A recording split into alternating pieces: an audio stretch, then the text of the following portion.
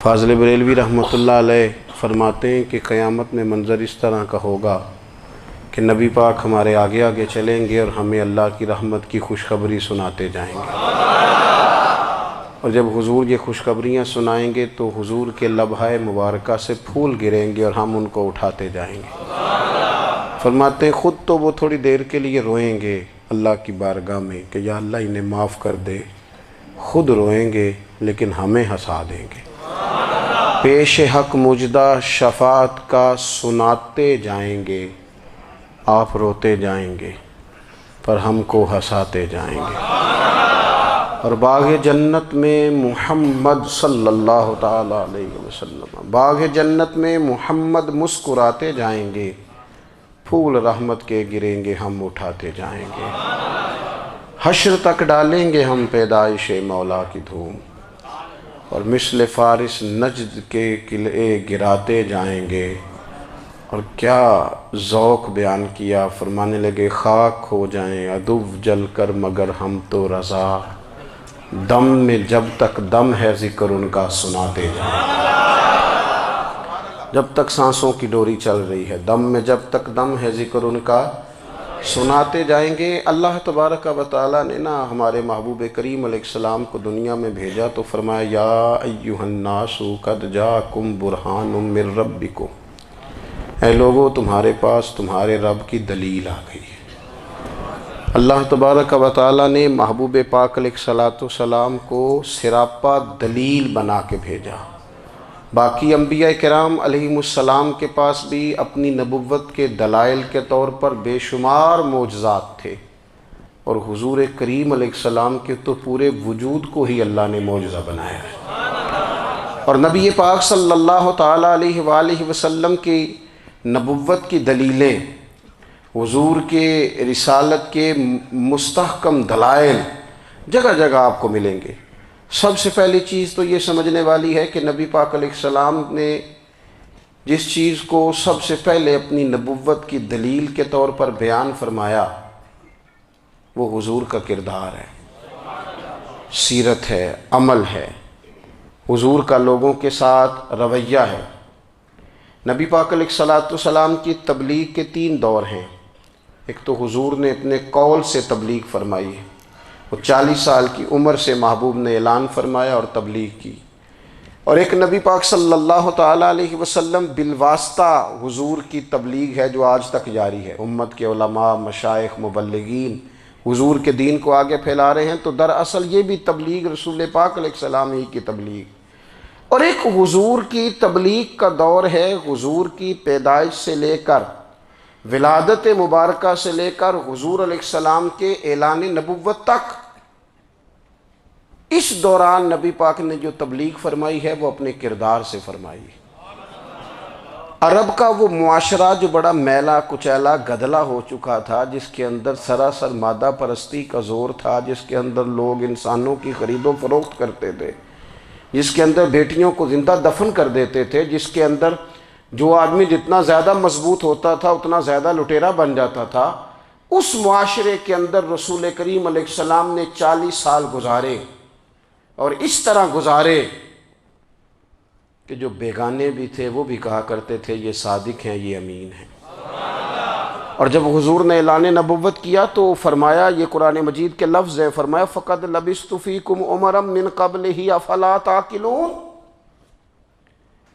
میں تمہارے بیچ عمر کا ایک حصہ گزار چکا ہوں، تمہیں عقل نہیں ہے، شعور نہیں ہے۔ نبی کریم علیہ السلام نے اپنے کردار کو، اپنے عمل کو اپنی نبوت کی دلیل کے طور پر بیان فرمایا۔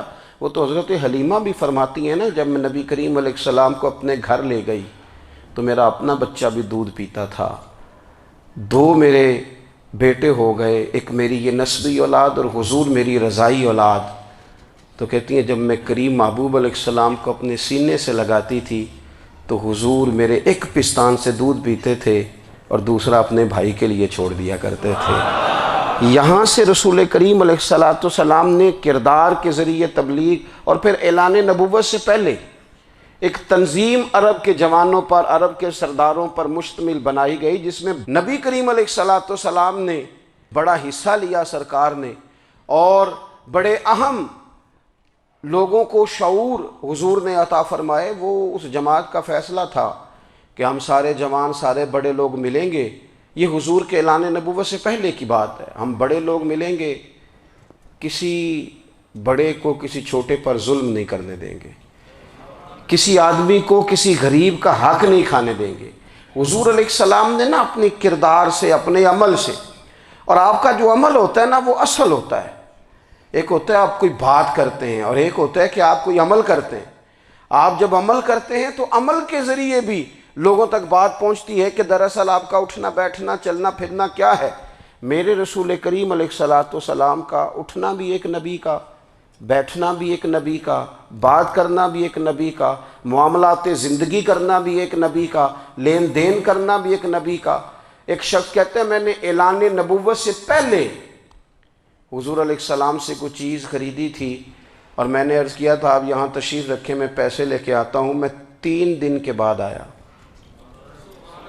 دیکھو یہ بات کرنی کتنی آسان ہے، بولنی کتنی آسان ہے، پر 3 دن یہاں میرے بھائی کو کسی شخص کو 2 گھنٹے انتظار کرنا پڑ جائے تو لوگ کہتے ہیں الانتظار اشد من القتل، یہ تو قتل سے زیادہ تکلیف والا معاملہ ہے منتظر رہنا کسی کا۔ کہتے 3 دن کے بعد میں آیا تو میرے رسول کریم وہیں تشریف فرمایا، بس اتنا فرمایا یار تم نے مجھے بڑی تکلیف میں ڈال دیا، 3 دن ہو گئے یہاں رکے ہوئے۔ تو حضور نے اپنے کردار کو، اپنے عمل کو، اپنے معاملات کو سب سے پہلے اپنی نبوت کی دلیل کے طور پر پیش کیا۔ کسی نے کیا خوب کہا تھا کہ جو تیری جان کے دشمن ہیں وہ بھی کہتے ہیں، وہ جو تیری جان کے دشمن ہیں، بظاہر تو آئے ہیں نا ہجرت کی رات جان لینے، لیکن امانتیں حضور کے گھر میں رکھی ہوئی ہیں، امانتیں کاشانہ نور پہ پڑی ہیں۔ وہ جو تیری جان کے دشمن ہیں وہ بھی کہتے ہیں کہ امین تو ہے اور صداقت کی آبرو تو ہے، امین بھی تو ہے، صداقت کی آبرو تو ہے۔ تو پہلے کردار، پھر دوسری بات، اللہ تعالیٰ نے اپنے محبوب علیہ الصلاۃ والسلام کو اپنا مطلق نائب بنا کر، اپنا محبوب اعظم بنا کر، ویسے ہی سارے انسانوں کے بارے میں کہا وَإِذْ قَالَ رَبُّكَ لِلْمَلَائِكَةِ إِنِّي جَاعِلٌ فِي الْأَرْضِ خلیفہ، میں زمین میں اپنا نائب بنانے والا ہوں۔ لیکن حضور علیہ السلام تو محبوب ہے نا، حضور کی نیابت تو محبوبیت کے درجے پر فائز ہے۔ تو رسول پاک کو رب کریم نے اس طرح کا بنا کے بھیجا کہ حضرت عبداللہ ابن رواحہ رضی اللہ تعالیٰ عنہ بیان فرماتے ہیں کہ اگر حضور کوئی معجزہ نہ بھی دکھاتے، نبی کریم علیہ السلام سے کوئی اعجاز لوگ نہ بھی دیکھتے، تو محبوب کا تو چہرہ ہی اس طرح کا تھا، لوگوں نے دیکھتے جانا تھا اور کلمہ پڑھتے جانا تھا۔ لیکن باوجود اس کے میرے رسول پاک کا اعجاز یہ ہے، کمال یہ ہے کہ حضور کبھی اشارہ کر دیں تو چاند 2 ٹکڑے ہو جائے، کبھی دعا مانگ دیں تو ڈوبا ہوا سورج واپس آ جائے، کبھی محبوب گزرنے لگیں تو پتھر آپ پر سلام پڑے، کبھی حضور پہاڑ پر چڑھ جائیں تو پہاڑ وجد میں آ کر جھومنے لگیں، محبوب کا کبھی نماز پڑھاتے ارادہ بن جائے تو اللہ تعالیٰ قبلے کا رخ ہی تبدیل فرما دے۔ کیا خوبصورت سوچ ہے اور کیا نظریہ دیتے ہیں بریلی کے امام، فرماتے ہیں اجابت کا جوڑا عنایت کا صحرا دلہن بن کے نکلی دعائے محمد، اور اجابت نے جھک کر گلے سے لگایا بڑی ناز سے جب دعائے محمد۔ دیکھو خدا کی رضا چاہتے ہیں دو عالم، خدا چاہتا ہے رضائے محمد صلی اللہ تعالی علیہ وسلم۔ اور ایک مقام پہ فرماتے ہیں نائب دست قدرت پہ لاکھوں سلام، نائب دست قدرت پہ لاکھوں سلام۔ تو اللہ تعالیٰ نے نبی پاک صلی اللہ تعالی علیہ وسلم کو جو اعجاز۔ پھر ایک اور بات، حضور امی ہیں، دنیا میں آ کر محبوب نے کسی سے پڑھا ہی نہیں، میرے محبوب نے جتنا پڑھا ہے رب کریم سے ہی پڑھا ہے۔ الرحمن علم القرآن خلق الانسان، رحمان نے قرآن سکھایا پھر انسان بنایا۔ اللہ تبارک و تعالیٰ کی بارگاہ کرم سے حضور نے لیا۔ رسول کریم امی ہیں، یہ بھی حضور کی نبوت پر ایک بڑی دلیل۔ دیکھو ایک ہوتا ہے کوئی آدمی بچپن سے ہی کسی چیز سے شغف رکھے اور جب اس کی عمر بڑی ہو جائے تو کہتے ہیں اس کا تجربہ بڑا ہو گیا ہے، یہ پہلے کچھ شعر کہتا تھا، کوئی ادبی جملہ کہتا تھا، تو اب اس کی یہ کام کرتے کرتے عمر بڑی ہو گئی ہے تو رسوخ حاصل ہو گیا۔ 40 سال کی عمر مبارک تک نبی کریم نے ایک شعر بھی نہیں کہا۔ حضور علیہ السلام نے کبھی کوئی ایسی بات، ویسے تو حضور کی ہر بات حکمت والی، لیکن جس کو عرب کے لوگ اپنے لہجے میں شاعری یا اپنے لہجے میں ادب کہتے تھے، وہ حضور نے بیان نہیں فرمایا۔ لیکن جب 40 سال کی عمر میں اعلان نبوت کیا تو پھر بڑے بڑے فصیح و بلیغ، بڑے بڑے سیانے طفیل بن عمر کہتے ہیں کہ اس شخص کو بھی میں نے دیکھا جسے بڑا ناز تھا اپنی فصاحت اور بلاغت پر، اور جب وہ حضور کے پاس آیا اور اس نے آ کے کچھ باتیں کی تو محبوب خاموشی سے سنتے رہے، اور جب وہ چپ کر گیا تو میرے کریم نے صرف سورہ فاتحہ پڑھی۔ کبھی اٹھتا تھا، کبھی بیٹھتا تھا، کبھی غور کرتا تھا، کبھی دائیں جاتا تھا، کبھی بائیں جاتا تھا، پھر کہنے لگا بتاؤ نا کلام کس کا ہے؟ فرمایا اس رب کا، اس رب کا، اس رب کا جس کا میں رسول بن کے آیا ہوں۔ نبی کریم صلی اللہ تعالیٰ علیہ وسلم امی ہیں، لیکن حضور نے کائنات کے رازوں سے پردے ہٹا دیے، نبی کریم نے جینے کے سلیقے بتا دیے، حضور نے ہر شخص کو اس کے مقصد حیات سے آگاہ کر دیا۔ نبی کریم علیہ السلام نے وہ فلسفہ حیات بیان کیا کہ لوگوں کو صرف جینے میں ہی مزہ نہیں آیا، مرنے میں بھی مزہ آنے لگا۔ لوگ آگے بڑھ بڑھ کے جانیں پیش کرنے لگے، اپنی اولادیں قربان کر، جو فلسفیوں سے کھل نہ سکا اور نکتہ وروں سے حل نہ ہوا، وہ راز ایک طیبہ والے نے بتلا دیا چند اشاروں میں۔ محبوب کریم امی ہیں، لیکن حضور نے اس طرح دنیا کو سکھایا، اس طرح دنیا کو پڑھایا، اس طرح حضور نے علم کے چراغ اور دیپ روشن کیے کہ قیامت تک جسے روشنی ملے گی نا، اسے صرف دروازہ مصطفیٰ سے ملے گی، اسے رسول کریم علیہ السلام کے در دولت سے ملے۔ کچھ لوگوں نے کہا کہ یہ اپنے پاس سے آیات بنا کے لاتے ہیں، اپنے گھر میں بیٹھ کے دعوے کر لینا تو کوئی مشکل کام نہیں نہ ہوتا، سارے لوگ ہی کر لیتے ہیں۔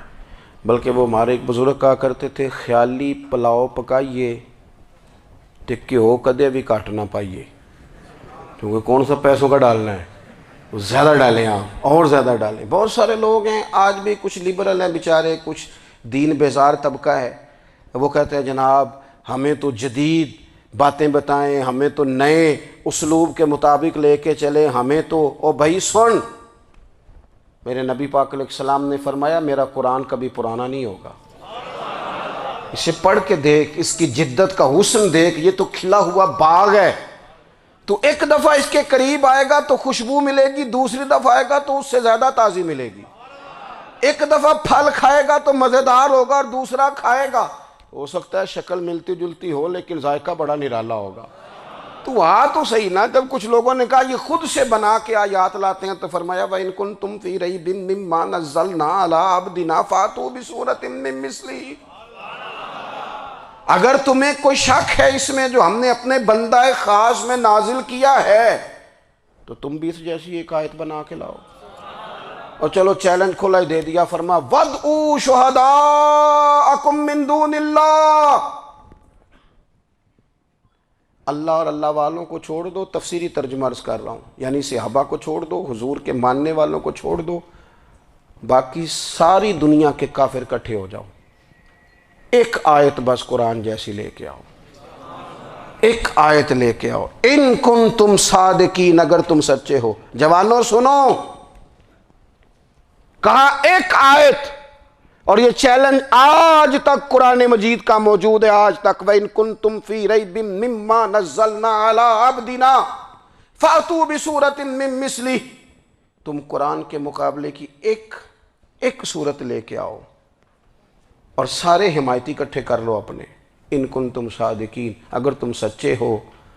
جواب تو ادھر سے آنا تھا نا، لیکن کائنات کے رب نے جواب بھی خود دیا، فرمایا فَإِن لَّمْ تَفْعَلُوا وَلَن تَفْعَلُوا، اگر تم نہ لا سکے، اور فرمایا تم لا سکتے بھی نہیں، اگر تم نہ لا سکے اور تم لا سکتے بھی، نہ خنجر اٹھے گا نہ تلوار تم سے، یہ بازو میرے آزمائے ہوئے ہیں، وَلَن تَفْعَلُوا، تم لا بھی نہیں سکتے، فَاتَّقُوا النَّارَ الَّتِي وَقُودُهَا النَّاسُ وَالْحِجَارَةُ، پھر اس آگ سے ڈر جاؤ جس کا ایندھن آدمی اور پتھر ہے۔ اعدت للکافرین، بنائی کافروں کے لیے، بنائی مومنوں کے لیے تو رب نے جنت بنائی ہے۔ اعدت للکافرین، یہ دوزخ اللہ نے کن کے لیے بنائی ہے؟ اعدت للکافرین کہتا ہے کافر کے لیے بنایا۔ تو اللہ تبارک و تعالیٰ نے میرے رسول پاک صلی اللہ تعالیٰ علیہ وسلم کو وہ کتاب عطا فرمائی، اور پھر حضور کی فصاحت و بلاغت، معرفت۔ دیکھو ایک ہوتا ہے گھنٹوں باتیں کرنا، ایک ہوتا ہے کئی کئی والیم پر مشتمل، کئی کئی جلدوں پر مشتمل کتب کا لکھنا، اور ایک ہوتا ہے کسی بندے کا ایک بات کرنا اور سامنے والے کی طبیعت کو اتنا جگا دینا کہ اگلی بات فوراً ہی اس کی سمجھ میں آ جائے۔ اور حضور نہ کسی کی انا کو نہیں جگاتے تھے۔ ہم بعض اوقات کسی سے خطاب کرتے ہیں، بات کرتے ہیں تو سامنے والے کی انا کو جگا دیتے ہیں، ٹھیس پہنچاتے ہیں، وہ کہتا ہے چل پھر تگڑا ہو جا میں بھی آیا۔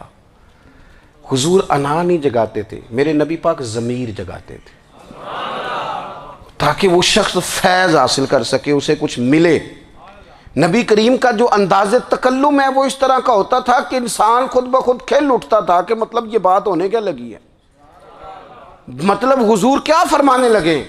نبی کریم صلی اللہ تعالی علیہ وسلم، ایک دن محبوب کریم نے صحابہ کے بیچ حضور کی فصاحت و بلاغت دیکھے، فرمایا محبوب نے کتنا نادان ہے وہ شخص جو اپنے ماں باپ کو گالی دے۔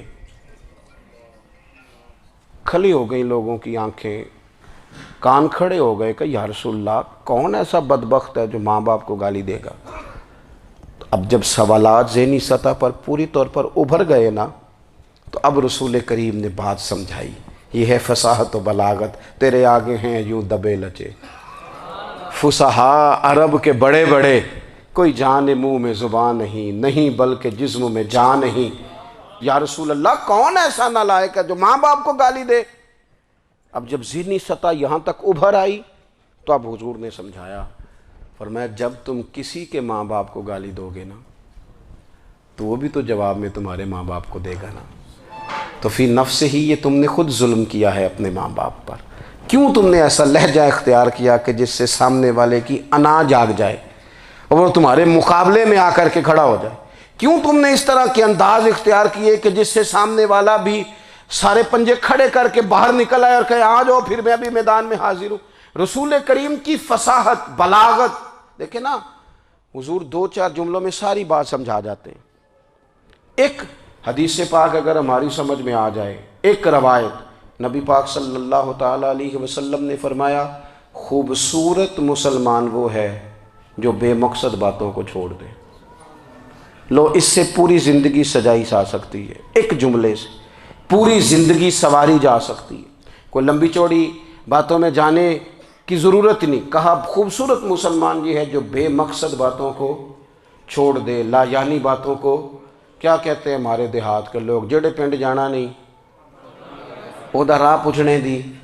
لیکن آج کل لوگ باز آندے، یعنی جس بات کا بالکل تعلق نہیں نا وہ بات بھی کرتے جاتے ہیں، جس کا شعبہ ہی نہیں وہ بھی چھلانگ لگا کے اس میں آ جاتا ہے۔ ہم اپنا وقت ضائع کرتے ہیں، اپنی صلاحیتیں ضائع کرتے ہیں، اپنا نقصان کرتے ہیں۔ ہم اپنا کام صحیح کر کے نہیں کرتے اور دوسری ساری دنیا کو ٹھیک کرنا چاہتے ہیں۔ او بھائی آپ جس جگہ جس شعبے سے تعلق رکھتے ہیں آپ اپنے معاملات میں مضبوطی پیدا کریں۔ حضور نے اپنی فصاحت کے ساتھ، بلاغت کے ساتھ لوگوں کو قائل کیا، اور قرآن مجید کی تاثیر کا یہ اثر میرے کریم رسول نے دکھایا کہ رات کو جب حضور بیٹھ کے قرآن پاک پڑھتے تھے نا، جب یاسین والے نبی خود یاسین کی تلاوت کریں، جب طٰہٰ والے محبوب خود طٰہٰ کی تلاوت کریں، غور کرو نا، جب مدثر والے محبوب خود ان جملوں کو ادا کریں، یعنی جن کے بارے میں آیت آئی ہے جب وہی یہ آیت پڑھیں کہ اِنَّا أَعْطَيْنَاكَ الْكَوْثَرَ، یعنی جن کا ذکر ہو رہا ہے جب وہ یہ بات کریں کہ یا ایھا النبی انا ارسلناک شاہدا ومبشرا ونذیرا لتؤمنوا باللہ ورسولہ وتعزروہ وتوقروہ وتسبحوہ بکرۃ واصیلا، جن کے بارے میں آیت آئی ہے جب وہ یہ کہہ رہے ہوں کہ ورفعنا لک ذکرک، جب وہ کہہ رہے ہوں والضحیٰ واللیل اذا سجا، ذرا اس کیفیت کو دیکھیں جب محبوب خود پڑھ رہے ہوں، اور جو حضور پر آئی ہیں اس کا ذائقہ، اس کا لطف، اس کا انداز بھلا کیا ہوگا۔ حضور جب رات کو پڑھتے تھے نا قرآن پاک، تو جو پکے کافر تھے نا، ابو جہل جیسے لوگ، وہ بھی جھاڑیوں میں چھپ چھپ کے مدینے والے کی تلاوت سنا کرتے تھے، حضور کی تلاوت سنا کرتے تھے۔ یہی بہتر ہے کہ پردوں میں وہ پردہ پوش رہے، وہ اگر پردے ہٹا دے تو کسے ہوش رہے۔ رسول کریم علیہ السلام کی تلاوت کا سننا، قریب جانا، یہ اعجاز ہے۔ حضرت فاروق اعظم کہتے ہیں میں طبیعت کا بڑا ڈاڈا تھا، مزاج کا بڑا سخت تھا، زندگی ہمیشہ ڈٹ کر گزاری، باتوں پر کھڑا رہنا آتا تھا، پر جب میری بہن نے مجھے چند آیتیں سنائی نا تو میں تڑپ ہی گیا۔ کروں آیا سا مار مقامنے نو، ہن مینو مار دے لے چلو، اوے متے عمر دی عمر برباد ہو جائے، جتھے عمر سوار دے لے چلو۔ یہ اعجاز ہے رسول کریم صلی اللہ تعالیٰ علیہ وسلم پر نازل ہونے والی کتاب کا۔ پھر حضور نے خبریں دی، نبی پاک نے خبریں دی۔ حضور نے فرمایا روم فتح ہوگا، وہ ہوا۔ نبی کریم علیہ السلام نے فرمایا شام فتح ہوگا، تو شام فتح ہوا۔ فرمایا ایران فتح ہوگا، تو ایران فتح ہوا۔ سراقہ بن مالک کہتے ہیں ایک گاؤں پر بھی مسلمانوں کی حکومت نہیں تھی، ایک گاؤں پر۔ حضور مکہ مکرمہ سے نکل رہے تھے، مدینہ طیبہ تشریف لے جا رہے تھے، ابھی راستے میں تھے، میں 100 سرخ اونٹوں کے لالچ میں معاذ اللہ حضور کو گرفتار کرنے پہنچ گیا۔ محبوب نے حکم دیا، حضور کا معجزہ میں نے آنکھوں سے دیکھا، میرا گھوڑا زمین میں دھستا چلا گیا، میں نے معافی مانگی، حضور نے معاف کر دیا۔ میں نے سمجھا اچانک ہو گیا ہے۔ یہ منوانا بھی بڑا مشکل کام ہے۔ شجر و حجر پہچان گئے، انسان کی نظروں میں شاکی رہا۔ یہ کچھ ایسے لوگ ہیں جن کو منوانا توبہ توبہ، ماننے کو تیار نہیں، دیکھ دیکھ کے بھی ماننے کو تیار ہے نہیں، ماننے کو تیار ہی نہیں۔ کہتے ہیں کہ میں نے پھر چاہا آگے بڑھنا، تو پھر زمین کے اندر میرے گھوڑے کے پیر دھنسنے لگے، پھر معافی مانگی۔ کریم تیرے معاف کرنے کی ادا پہ بھی قربان جائیں۔ یہ نہیں فرمایا کہ تو بار بار یوں ہی کرتا ہے، فرمایا معافی مانگتا ہے، جا میں نے معاف کیا۔ کہتے ہیں 3 دفعہ میں آگے بڑھا، 3 دفعہ حضور نے معاف کیا، تو مسکرا کے فرمانے لگے تو یہاں مجھے گرفتار کرنے آیا ہے، وہ کیسر روم کا علاقہ فتح ہوگا۔ وہ کنگن جو پہنتا ہے نا ہاتھوں میں، بادشاہ کے کنگن معروف ہیں، وہ تیرے ہاتھوں میں آئیں گے۔ اللہ کرے آپ سمجھیں۔ یہ جو لوگ ڈری ڈری سہمی اور ہمارے بچے مایوسی کی معاذ اللہ باتیں کرتے ہیں، وہ دیکھیں حضور کس طرح کی گفتگو فرماتے ہیں۔ ابھی ایک گاؤں پر بھی اسلام کی حکومت نہیں، لیکن حضور کا خبر دینے کا انداز۔ کریم فرمانے لگے وہ کیسر روم کے جو کنگن ہوں گے وہ تیرے ہاتھوں میں آئیں گے۔ جناب سراقہ بن مالک فرماتے ہیں کہ میں مسلمان ہو گیا، حضور کا وصال ہو گیا، کنگن نہیں آئے۔ حضرت ابوبکر صدیق کا وصال ظاہری ہو گیا، کنگن نہیں آئے۔ جناب عمر کا دور آ گیا، سراقہ بوڑھے ہو گئے۔ کوئی بندہ پوچھتا نا کہ اب تو عمر ڈھل گئی ہے، زندگی کا پتہ نہیں، کہنے لگے نہیں میں نہیں جاتا، جب تک کنگن نہیں آتے اسرائیل کوئی نہیں آئیں گے، کیونکہ ساڈے نبی دی زبان ساڈے واسطے قرآن۔ جو دن کو کہہ دیا دن ہے تو دن نکل آیا، جو شب کو کہہ دیا شب ہے تو رات ہو کے رہی، اور خدا نے ان کی زبان کو وہ اختیار دیا، جو نکلی منہ سے ان کے وہ بات ہو کے رہی۔ اور فاضل بریلوی کا تو انداز ہی پھر انوکھا ہے نا، وہ تو کہتے ہیں وہ زبان جس کو سب کن کی کنجی کہیں، جس کو سب کن کی کنجی کہیں، اس کی نافذ حکومت پہ لاکھوں سلام۔ کہنے لگے نہیں آتے حضرت اسرائیل، فکر نہ کرو، بوڑھے ہو گئے تھے، نکلنا گھر سے بند کر دیا تھا، حضرت عمر کا دور تھا، کنگن آ گئے۔ حضرت فاروق اعظم نے ان کے پوتوں سے، نواسوں سے، بچوں سے کہا جاؤ بلا کے لاؤ، کہا دادا جان بوڑھے ہیں، فرمایا تم کان میں کہہ دینا کنگن آ گئے، پھر تم دیکھنا تو صحیح۔ پھر حضرت سراقہ آئے، حضور نے جو خبریں دیں، نبی پاک علیہ السلام نے جو گزشتہ قوموں کے احوال بیان کیے، اور پھر میرے نبی پاک علیہ السلام نا دنیا میں عزتیں دینے آئے۔ عزتیں، یہ مزاج ہمیں کم کرنا چاہیے۔ یہ جو ہم ساری زندگی اس کام میں لگا دیتے نا، کسی کو نیچا کیسے دکھانا ہے، یہ انداز حضور نے نہیں ہمیں دیا۔ اب دیکھو حضور تشریف لائے تو ہمیں پتہ چلا کہ حضرت یوسف جیسا سونا کوئی نہیں، حضور تشریف لائے تو ہمیں پتہ چلا کہ حضرت داؤد جیسی خوبصورت آواز کسی کی نہیں، حضور تشریف لائے تو ہمیں پتہ چلا کہ جناب عیسیٰ علیہ السلام کا فقر اختیاری کس طرح کا تھا، محبوب تشریف لائے تو ہمیں پتہ چلا کہ حضرت موسیٰ کا جلال کس طرح کا تھا۔ یہ تو حضور آئے تو نبی پاک علیہ السلام نے اس کی بھی عظمت بیان کی، اس کی بھی شان بیان کی۔ حضور نے بتایا کہ ابو بکر صدیق کی شان کیا ہے، فاروق اعظم کا مرتبہ کیا ہے، عثمان غنی کی حیا کیا ہے، مولا علی کی شجاعت کیا ہے، اہل بیت نبوت کی عظمت کیا ہے۔ حضور آئے عزتیں دینے، ماں کو عزت دی مدینے والے رسول نے، کہا جس کا باپ راضی ہو گیا اس کا رب راضی ہو گیا۔ فرمایا جو 2 بیٹیاں 3 بیٹیاں 4 بیٹی بہنیں یا 1 بیٹی یا بہن بیاہ کے آ گیا نا، اس طرح میری 2 انگلیاں جڑی ہوئی ہیں، میرے ساتھ جڑ کے جنت میں جائے گا۔ رسول کریم صلی اللہ تعالی وسلم نے عزت دی۔ حضور عزتیں دینے، کوئی اعزاز نہیں، ان پڑھ بندہ ہے، سادہ ہے، غریب ہے، مزدوری کرتا ہے، ہاتھوں پہ چھالے۔ یا رسول اللہ اس کا بھی کوئی اعزاز ہے؟ قربان جائیں، میرے کریم نے عزت دی، فرمایا محنت کر کے روزی کمانے والا تو اللہ کا دوست ہے۔ یہ اینٹیں اٹھانے والا، یہ مشقتیں کرنے والا، یہ صبح دیہڑی پہ جانے والا، یہ بیچارہ جو اچار سے روٹی کھاتا ہے، تو نے ہر شخص کی قسمت میں یہ عزت لکھی اور آخری خطبے کی صورت میں وصیت لکھی۔ رسول کریم نے ہر بندے کو اعزاز دیا، عظمتیں دی۔ حضور عزتیں دینے آئے، نبی پاک علیہ السلام نے اعزازات دیے، حضور نے نوازا۔ یہ ساری چیزیں میرے رسول پاک کی تشریح، اور پھر یہ جو حضور کے صحابہ اور اہل بیت ہیں نا، یہ بھی میرے نبی پاک کی نبوت کی دلیل ہے۔ اتنی جلدی انقلاب آیا نہیں کرتے، وہ کل تک جو رہزن تھے حضور نے راہبر بنا دیے۔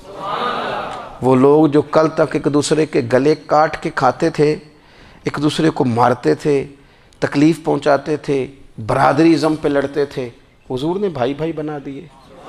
ایک پلیٹ میں کھانا کھانے لگے، سیدنا بلال حبشی، صہیب رومی، سلمان فارسی، حضور نے یوں کر کے ملا دیا۔